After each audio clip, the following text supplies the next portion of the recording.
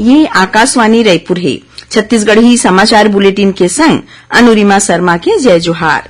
अब सुनो आज के प्रमुख समाचार। रायपुर में भारतीय जनता पार्टी अनुसूचित जनजाति मोर्चा के प्रदेश कार्य समिति के होइस बैठका। कांग्रेस मुक्त छत्तीसगढ़ बनाए बर लेगी संकल्प। मुख्यमंत्री विष्णुदेव साय आज राजधानी रायपुर में सतनामी समाज के युवक युवती परिचय सम्मेलन में होइन शामिल और राष्ट्रीय पावर लिफ्टिंग प्रतियोगिता में छत्तीसगढ़ के 4 झीन खिलाड़ी मन 10 ठीन पदक जीत के बनईन कीर्तिमान।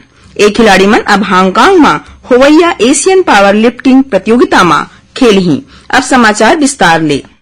रायपुर स्थित भाजपा मुख्यालय में भाजपा अनुसूचित जनजाति मोर्चा के प्रदेश कार्य समिति के बैठका हुई, जेमा मुख्यमंत्री विष्णुदेव साय हा कहिन कि जौन जगह में भाजपा हा विजय नहीं पाए है उहाँ घलो लोकसभा के सीट जीतना हवे। उन्हें मोर्चा के अध्यक्ष महेश गागड़ा हा कहिन कि आदिवासी मन के सच्चा हितैषी भाजपा हरय और हमन ला बूथ स्तर में भाजपा ला मजबूत बनाना है। भाजपा के प्रदेश अध्यक्ष किरण सिंह देव हा कहिन कि कांग्रेस मुक्त छत्तीसगढ़ बनाए बर लोगन तक पहुंचना है। मुख्यमंत्री विष्णुदेव साय आज राजधानी रायपुर में सतनामी समाज के युवक युवती परिचय सम्मेलन में शामिल हुई। सतनामी उत्थान और जागृति समिति डहारले राखे गे एक कार्यक्रम में बोलत मुख्यमंत्री हा कहिन कि बिहाव के लइक उम्र वाले जवान नोनी बाबू मन के सामाजिक परिचय सम्मेलन हा समाज बर प्रेरणादायक है। उन्हें ऐसा आयोजन ले समय और धन दोनों के बचत होथे। सम्मेलन में सतनामी समाज के गुरु बालदास साहब हा अपन बेटा के बिहाव करा के समाज बर एक ठीन आदर्श प्रस्तुत करीन है। एक कार्यक्रम में विधायक गुरु खुशवंत साहब, पूर्व सांसद भूषण लाल जांगड़े और गोविंद राम मीरी समेत समाज के गणमान्य नागरिक उपस्थित रहीन। फेडरेशन कप राष्ट्रीय पावर लिफ्टिंग प्रतियोगिता में छत्तीसगढ़ के 4 झीन खिलाड़ी मन 10 ठीन मेडल जीत के कीर्तिमान बनाए हैं। एक खिलाड़ी मन के चयन हांगकांग में मई महीना में होवैया एशियन पावर लिफ्टिंग प्रतियोगिता बर करे गे है। एक खिलाड़ी मन 1 ठीन गोल्ड, 2 ठीन सिल्वर और 60 ठीन ब्रांज मेडल जीते हवे। 27 ले 29 दिसंबर तक इंदौर में राष्ट्रीय पावर लिफ्टिंग प्रतियोगिता राखे गे रहीस, जिहा एमन भाग ले रहीन। शिक्षा मंत्री बृजमोहन अग्रवाल महासमुंद जिला के बाग बहरा में राखे गे अखिल भारतीय कबड्डी प्रतियोगिता में शामिल हुईन। ए दौरान ओमन खिलाड़ी मन के हौसला घलो बढ़ेन। श्री अग्रवाल हा कहिन कि छत्तीसगढ़ ला खेल में राष्ट्रीय और अंतर्राष्ट्रीय स्तर में चिन्हारी देवाए के हर संभव प्रयास करे जाही। एखर बर जरूरी ट्रेनिंग और अधोसंरचना की व्यवस्था करे जाही। ए मौका में श्री अग्रवाल हा माता खल्लारी मेला आयोजित करे बर हर बछर 10 लाख रुपया राशि दे के घलो घोषणा करीन। केंद्र सरकार के कई ठीन कल्याणकारी योजना के लाभ लोगन मन तक पहुंचाए बर प्रदेश में विकसित भारत संकल्प यात्रा निकाले जात है।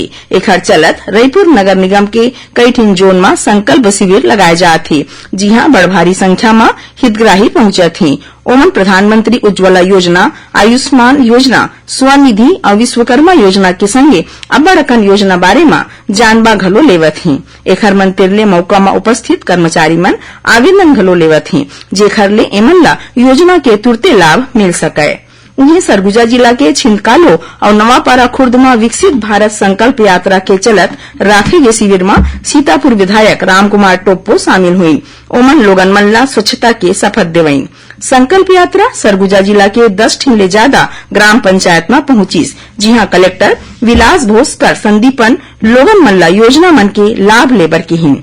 इसी तरह राजनांदगांव जिला में विकसित भारत संकल्प यात्रा के मोबाइल वैन डोंगरगांव के केसला पहुंचीस, जिहां कलेक्टर संजय अग्रवाल शिविर में शामिल हुईन। ओमन कहिन कि ग्रामवासी मन ज्यादा ले ज्यादा आयुष्मान कार्ड बनवा के स्वास्थ्य योजना के लाभ लेवें। इसी तरह प्रधानमंत्री किसान सम्मान निधि किसान क्रेडिट कार्ड योजना के फायदा लेबर घलो कहिन। उन्हें संकल्प यात्रा राजनांदगांव नगर निगम सीमा क्षेत्र में 13 ले 16 जनवरी तक कई ठीन वार्ड में निकल ही। एखर ले केंद्र सरकार के योजना मन के प्रचार प्रसार करे जाही।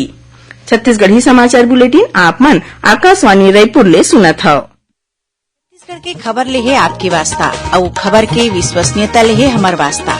आकाशवाणी समाचार रायपुर के प्रादेशिक समाचार बुलेटिन के संगे संग हमार समसामयिक कार्यक्रम आप रेडियो के संग अपन मोबाइल में घलो सुन सकत हव।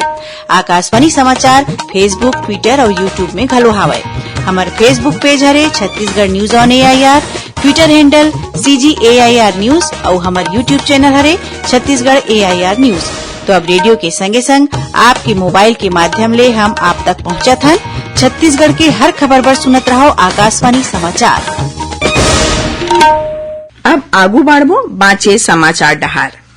उप मुख्यमंत्री और गृह मंत्री विजय शर्मा काली रायपुर के एक ठिन निजी अस्पताल पहुंच के नारायणपुर अंतागढ़ क्षेत्र में होए बस दुर्घटना में घायल जवान मन ले मुलाकात करीन। ए दौरान श्री शर्मा हा जवान मन ले उखर हाल चाल जान के डॉक्टर मन ला उखर मन के उचित इलाज बर केहिन। ए जवान मन ला इलाज खातिर नारायणपुर ले रायपुर हेलीकॉप्टर में लाए गे हे। प्रदेश के किसान मन ला प्रधानमंत्री सम्मान निधि योजना के लाभ दिवाए बर विशेष अभियान चलाए जात हे। बीते 6 दिसंबर ले शुरू होए ये विशेष अभियान 15 जनवरी तक चलही। एखर चलत योजना के व्यापक प्रचार प्रसार के संगे पात्र किसान मन के चिन्हारी विशेष ग्राम सभा के माध्यम ले करे जात हे। उन्हें पीएम किसान मोबाइल ऐप के मदद ले किसान मन के सत्यापन KYC, लैंड रिकॉर्ड सीडिंग और बैंक डिटेल के सत्यापन करके पोर्टल में दर्ज करे जात हे। एक राष्ट्र एक चुनाव ए विषय में पूर्व राष्ट्रपति रामनाथ कोविंद के पगरैती में बनाए गे समिति हा लोगन मन ले सुझाव मांगे हे। देश में एक संग चुनाव कराए बर वर्तमान कानूनी प्रशासनिक ढांचा में सुधार खातिर 15 जनवरी तक ले सुझाव पठोए जा सकत हे। पाछू बछर सितंबर में बने ए समिति के 2 ठिन बैठका होए हवय। समिति हा ए विषय ऊपर विचार विमर्श बर हाले में 60 ठिन राष्ट्रीय दल, 33 ठिन क्षेत्रीय दल और 60 ठिन गैर मान्यता पाए दल मन ला चिट्ठी घलो लिखे रहीस। प्रदेश में 15 जनवरी ले 15 फरवरी तक सड़क सुरक्षा माह मनाए जाही। ए दौरान स्कूल और अन्य संस्थान मन में सड़क सुरक्षा बारे में जन जागरूकता बर कई ठिन कार्यक्रम राखे जाही। मुख्य सचिव अमिताभ जैन के पगरैती में काली राज्य सड़क सुरक्षा परिषद के बैठका हुईस, जेमा रोड एक्सीडेंट ला रोके के उपाय बारे में मुख्य सचिव हा जरूरी निर्देश दीन। बैठका में सचिव परिवहन एस प्रकाश समेत विभागीय अधिकारी मौजूद रहीन। रायगढ़ जिला में हुए 2 ठिन आने रोड एक्सीडेंट में 4 झिन मनखे के मौत हो गए हे। उन्हें 3 झिन आने मनखे घायल हो गए हमें। मिले जानकारी मुताबिक जूट मिल थाना जगह के मिरमिड़ा गांव तीर 2 ठिन फटफटी के आमने सामने टक्कर होले ए हादसा में 1 झिन नोनी पीला समेत 3 झिन मनखे के मौत हो गए। उन्हें मृतक के पत्नी समेत 3 झिन मनखे के हालत गंभीर बने हवय। यही जिला के चक्रधर नगर में हुए एक ठिन आने एक्सीडेंट में ऑटो रिक्शा के पलटी खायले ओमा बैठे सवारी के मौत हो गई। मुख्यमंत्री विष्णुदेव साय और वित्त मंत्री ओपी चौधरी हा मौत हुए 4 झिन मनखे के मृत होए ऊपर अपन गहरा दुख जतईन हे। उन्हें मृतक मन के परिवार वाले मन बर अपन संवेदना प्रकट करीन हे। संगे लोगन मन ले ट्रैफिक नियम ला पालन करे बर घलो कहीन हे। ओती कोरबा जिला के गांव लाम पहाड़ तीर एक ठिन तेज रफ्तार गाड़ी हा फटफटी सवार 2 झिन नाबालिग ला अपन चपेट में ले लीस, जेमा ले 1 झिन के मौत हो गए हे। आखिर में प्रमुख समाचार एक घाव फेर। रायपुर में भारतीय जनता पार्टी अनुसूचित जनजाति मोर्चा के प्रदेश कार्य समिति के होइस बैठका। कांग्रेस मुक्त छत्तीसगढ़ बनाए बर लेगी संकल्प।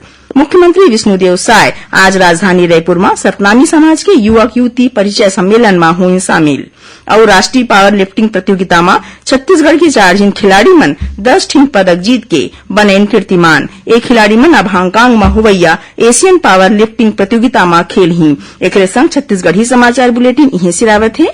जय जोहार।